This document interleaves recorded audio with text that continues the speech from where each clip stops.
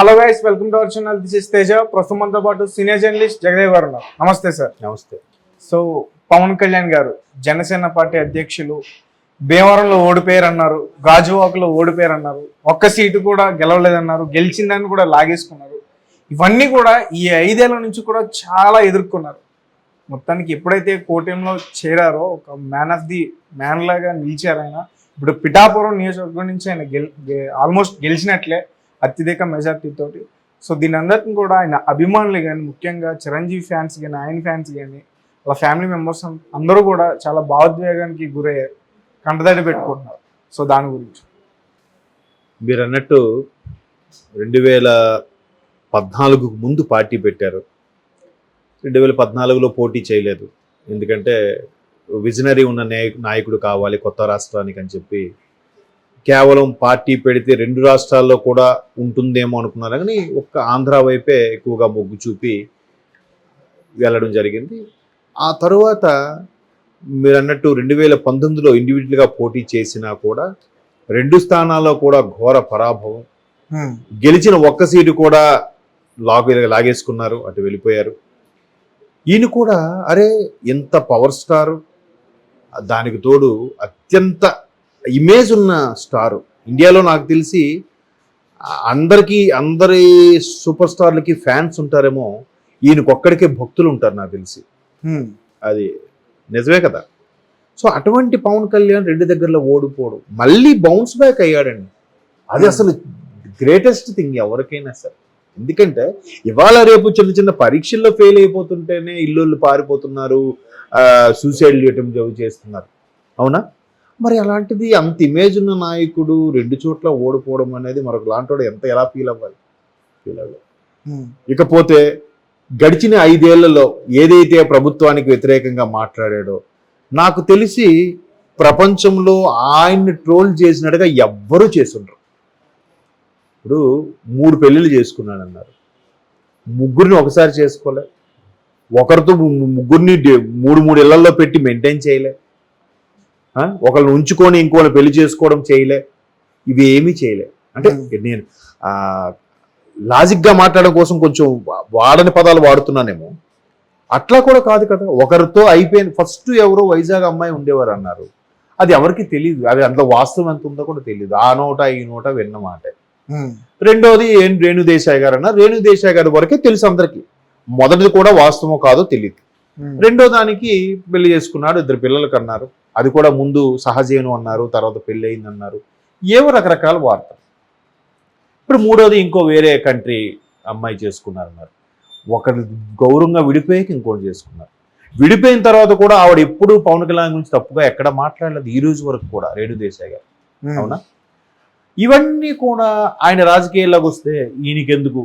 3 పెళ్ళిళ్ళు చేసుకున్నాడు, ఈయనకెందుకు? అయ్యా స్పెషల్ ప్యాకేజ్ ఏది? 3 పెళ్ళిళ్ళు చేసుకుని నువ్వు అడగడం ఏందయ్యా? అయ్యా పోలవరం ఎంతవరకు వచ్చింది? 3 పెళ్ళిళ్ళు చేసుకున్నావు, నువ్వు పోలవరం నుంచి అడగడం ఏంటయ్యా? అన్నిటికీ అదేనా? ప్రతిదీ పర్సనల్ లైఫ్లోకి పర్సనల్గాను. ఆ కొన్ని కార్టూన్స్ చూస్తే ఎంత అసహ్యంగా ఉండేవంటే, చంద్రబాబు గారు చెంబు పట్టుకొని చెరువుకి వెళ్తే ఆ వెనక ఈయన చెంబు పట్టుకొని వెళ్ళినట్టుగా, ఆయన వెనక ఈయన చేయి పెట్టినట్టుగా, ఇలా రకరకాల వల్గర్గా, చాలా అసభ్యకరంగా, జుగుప్స కలిగించే విధంగా చేశారు. ఎక్కడ ఆయన తొనకల. ఆయన పర్సనల్ లైఫ్ లో ఆయన ఇంటి ఫ్యామిలీ లేడీస్ మీద అటాక్ చేసినా కూడా అవతల వాళ్ళ ఫ్యామిలీ లేడీస్ మీద అటాక్ చేయలే. ఆఖరికి రోజా గారు లాంటి వాళ్ళు కొన్ని వ్యాఖ్యలు చేస్తే, రోజమ్మ నువ్వు కూడానా అన్నాడు, నువ్వు కూడానా అన్నట్టుగా. నిన్న ఆవిడెవరు, యాంకర్ శ్యామల అంట ఆవిడ, పవన్ కళ్యాణ్ ఇంతవరకు ఎవరికి సాయం చేయడమే చూడలేని స్టేట్మెంట్ ఇచ్చింది ఆవిడ. అది ఎవరైనా యాక్సెప్ట్ చేస్తారా? మీకు పార్టీ ఇష్టం, మీకు వైసీపీ అంటే ఇష్టం, వంగ గీతాలు గెలవాలని కోరుకుంటున్నారు, తప్పలేదు, మీ ఇష్టం, మీ అభిమానం. కానీ ఈయన ఇంతవరకు సాయం చేయడమే చూడలేదు, అది ఎవరు అడిగినా చెప్తారు, అవునా? పవన్ కళ్యాణ్ లాంటి వ్యక్తి ఆస్తులు అమ్ముకొని రాజకీయాల్లోకి రావడం ఏంటి? అంత సింపుల్ గా ఉండడం ఏంటి? అవన్నీ చేయగలిగాడు కాబట్టి ఈ రోజు అలా నిలదొక్కుని ఒక రాజకీయ నాయకుడికి ఎదిగిపోయాడు అనుకోవచ్చు. ఎందుకంటే మీరు అన్నారే మొత్తం మ్యాన్ ఆఫ్ ది మ్యాన్ కాదు, మ్యాన్ ఆఫ్ ది సిరీస్. ఈ మొత్తం సిరీస్ మొత్తానికి ఆయన మ్యాన్. ఎందుకంటే బీజేపీకి 2% కూడా లేని బీజేపీని రాష్ట్రంలో ఇప్పుడు ఈ స్థాయిలో లీడింగ్ లో తీసుకొచ్చి రేపు గెలిపించిపోయే దగ్గర 5 డిజిట్ పైనే ఎమ్మెల్యే స్థానాలు, అలాగే ఒక లోక్సభ స్థానం కూడా ఈయన త్యాగం చేసి మొదటి నుంచి ఆయన అదే చెప్తున్నాడు, నేను రాష్ట్ర ప్రయోజనాల కోసమే పనిచేస్తున్నాను, కేవలం ప్రభుత్వ వ్యతిరేక ఓటుని చీల్చదలుచుకోలేదు. ఎప్పుడైతే చంద్రబాబు గారిని అరెస్ట్ అయ్యారో, వెళ్ళి ములాఖత్ అయ్యాడో, బయటకు వచ్చి ఇచ్చిన ఫస్ట్ స్టేట్మెంట్ అది, కలిసి పనిచేయబోతుంది. అక్కడ బీజేపీ కూడా సెంట్రల్ అవసరం ఉంటుంది. రేపు పొద్దున మరలా ఒకప్పుడు ఎన్డీఏలో ఉన్న ఈ టీడీపీని మళ్ళా యాడ్ చేయగలిగితే, ఒకవేళ సెంట్రల్లో ఎన్డీఏ వస్తే మనకు యూస్ఫుల్గా ఉంటుంది, మనకు పనులు అవుతాయి, ఇద్దరికీ సయోధ్యగా. అరే ఈయన ఏమి ఒక ఎమ్మెల్యే కాదు, ఒక ఎంపీ కాదు, ఎమ్మెల్సీ కాదు, ఈయన మోదీ గారు పక్కన కూర్చోబెట్టుకొని మీరే సాత్ పవన్ హై అనడం ఏంటండి కదా. అలాగా 2 స్థానాల్లో ఓడిపోయి, అలాగా అన్ని బాటలు పడి, అన్ని ఇబ్బందులు ఎదుర్కొని, వైజాగ్లో ఏదో హోటల్లో దిగితే అక్కడ హౌస్ అరెస్ట్ చేశారు.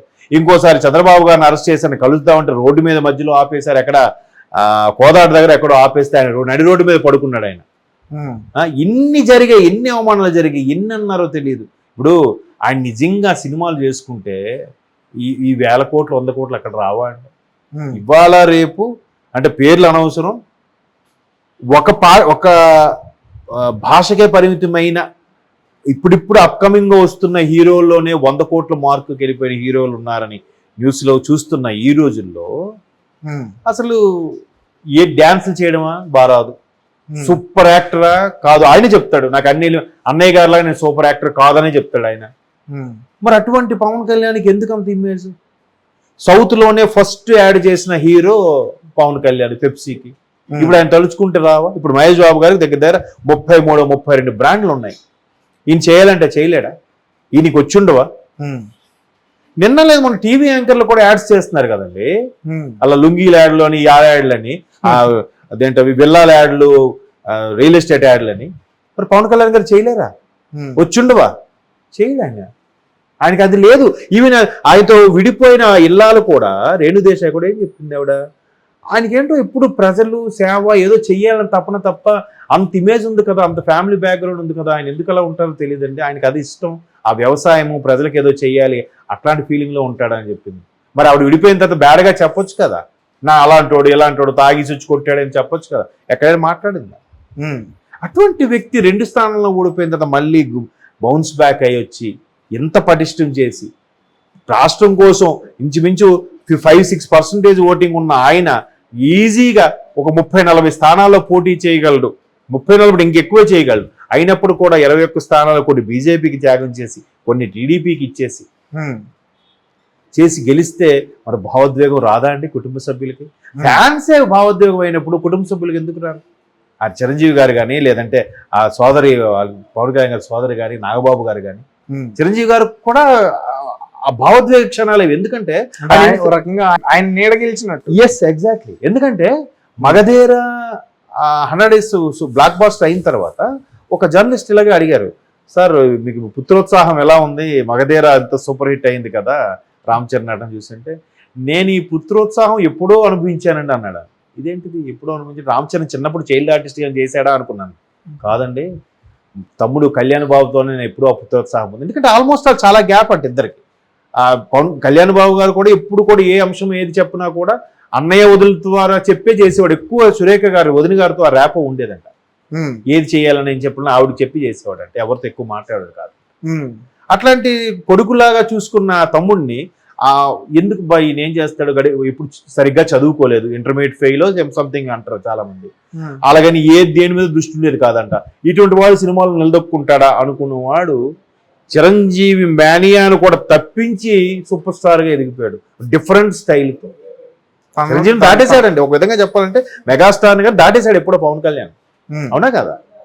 మొన్న అదెవరు మచ్చరవి గారి ఇంటర్వ్యూ కూడా చూస్తే కేవలం పవన్ కళ్యాణ్ గారి పోస్టర్ చూడడానికి క్రాస్ రోడ్స్ వరకు వెళ్ళారట అందరు కార్లు వేసుకొని, బద్రీ పోస్టర్ చూడడానికి. 10 ఏళ్ళు ఒక్క హిట్ లేకుండా కూడా ఉన్నాడండి. దట్ ఈస్ పవన్ కళ్యాణ్ కదా. అంత పవన్ కళ్యాణ్ హిట్ లేకుండా ఉన్నాడు, 10 ఏళ్ళు పదవి లేకుండా. ఇప్పుడు మళ్ళీ కరెక్ట్, బాగా చెప్తారు, కలిసి వచ్చిందేమో. అయితే అలాంటి వ్యక్తి 2 చేతులు ఓడిపి ఇప్పుడు భారీ మెజార్టీతో గెలవడం, ఒక రాష్ట్రంలో ఒక అరాచక ప్రభుత్వాన్ని దింపేయడానికి కీలక పాత్ర వహించడం, మ్యాన్ ఆఫ్ ది సిరీస్ గా వ్యవహరించడం, అటు బాబు గారిని అటు సెంట్రల్లో బీజేపీ పెద్దని ఆయనే చెప్పాడు కదా, నేను ఎంతమంది పెద్దలతో ఎన్ని తిట్లు తిన్నానో నాకే తెలియదు, ఇదంతా కలపడం కోసం ఇదంతా చేయడం కోసం చేశాను అన్నట్టుగా చెప్పుకొచ్చాడు. ఈ రోజు జైకేతను ఎగరవేశాడు ఆయన. నేను చాలా చెప్తున్నాను, నిజంగా చాలా కీ రోల్ పవన్ కళ్యాణ్ అనే వ్యక్తి చాలా కీ రోల్ పోషించారు. అయితే టీడీపీ యొక్క బలగం కూడా అలాగే పుంజుకుంది. వాళ్ళు ఏదైతే అంత షేరింగ్ ఉండి 140 స్థానాల్లో పోటీ చేయగల కెపాసిటీ ఉండి కూడా వాళ్ళు కూడా కాంప్రమైజ్ అయ్యి బీజేపీకి ఇవ్వడానికి పవన్ కళ్యాణ్ గారు చేసిన సయోధ్యతోనే ఒప్పుకున్నారని అనుకోవచ్చు. అంతే కదా, పవన్ కళ్యాణ్ గారు రిక్వెస్ట్ చేసినంత మాత్రాన బాబు గారు ఒప్పుకోవాలని ఎక్కడుంది? అది కూడా జరిగింది. సో మీరు అన్నట్టు 10 ఏళ్ళు ఒక హిట్ లేకుండా ఎలాగైతే ఇదయ్యారో, ఇక్కడ 10 ఏళ్ళు పదవి కూడా లేకుండా ఒక్కసారిగా మంచి కీ రోల్ పోషించారు. రేపు ప్రభుత్వం కూడా కీ రోల్ పోషించబోతున్నారు. మేబీ కొందరు హోమ్ అంటున్నారు, కొందరు డిప్యూటీ అంటున్నారు. ఏది ఏమైనా ఇంకా పవన్ కళ్యాణ్ మానియా చాలా. పిఠాపురం ఎమ్మెల్యే తాలూకా అంతే. మీరు కూడా బైక్లోని కార్లు రాసుకోలేమో. పిఠాపురం ఎమ్మెల్యే తాలూకా కాదు, ఇంకా రేపు పొద్దున మంత్రి పదవి రాసి ఆంధ్ర ప్రభుత్వం తాలూకా అని రాసుకోవాలేమో. అంతే కదా, ఇక ఒక పిఠాపురానికే పరిధి కాదు కదా. ఒక మంత్రిగా చేశారనుకోండి, రాష్ట్రం మొత్తానికి మంత్రి కదా అప్పుడు. సో అలా రాసుకోవాలి. కాబట్టి చిరంజీవి గారు కూడా చాలా సందర్భాలు చెప్పారు, నేను ఇంకా వదులుకున్నానేమో, నేను మిస్ అయ్యానేమో, రాజకీయాలని వదిలేశాను, కానీ తను అలా కాదు, నెగ్గే వరకు వదలడు, తన లెక్క వేరని చెప్పి ఇలాగా ఆయన మేనరేజం చూపిస్తూ ఇలా అన్నారు ఒకసారి 2-3 ఆడియో ఫంక్షన్లో కూడా. బట్ అందుకే తన తమ్ముడి మీద ఉన్న అభిమానాన్ని కూడా ఏదో షూటింగ్లో పిలుస్తూ ఒక 5 కోట్ల విరాళం ఇస్తూ ఆ విధంగా తన అభిమానాన్ని, తన మీద ఉన్న ఆప్యాయతని, తమ్ముడు ఎలాగైనా గెలవాలని దీవిస్తూ కూడా ఆయనకి 5 కోట్ల విరాళం ప్రకటించారంటే ఉంటుంది. బట్ ఇండస్ట్రీ పెద్దగా ఉన్న వ్యక్తి కాబట్టి ఓపెన్ అయితే బాగుండదేమో అని అలాగా స్తబ్దుగా ఉండిపోయారు అంతే. బట్ పవన్ కళ్యాణ్ గారిని ఎక్కువగా ఇబ్బంది పెట్టిన సందర్భం ఏంటంటే, సినిమా పరిశ్రమ గురించి జగన్మోహన్ రెడ్డి దగ్గరికి సినిమా అగ్ర హీరోలందరూ వెళ్ళడం, అందులో చిరంజీవి గారు వెళ్ళడం, ఆయన అక్కడ చేతులు కట్టుకుని మాట్లాడడం, ఇదంతా కూడా సందర్భంలో ఆయన కూడా ఒక సభలో చెప్పడం మనం చూసాం. ఎందుకంటే అక్కడ ఎక్కడో తాడేపల్లిలో అక్కడ కార్లు ఆపించి 1 కిలోమీటర్లు నడిపించుకొని వెళ్ళారు, లోపల కార్లు రావా అంటే ఒక అయిపోయింది. పోలేండి, ఇంకెందుకు ఆ పర్వం గడిచిపోయింది. ఇంకా మనం వెనక్కి పేజీ తిరిగి చూడొద్దు, అది మొత్తం సిరామరకలతో ఉంటుంది ఆ పేజీ అంతా. మళ్ళీ కొత్త అధ్యాయం లిఖిద్దాం అంతే. Okay sir, thank you so much.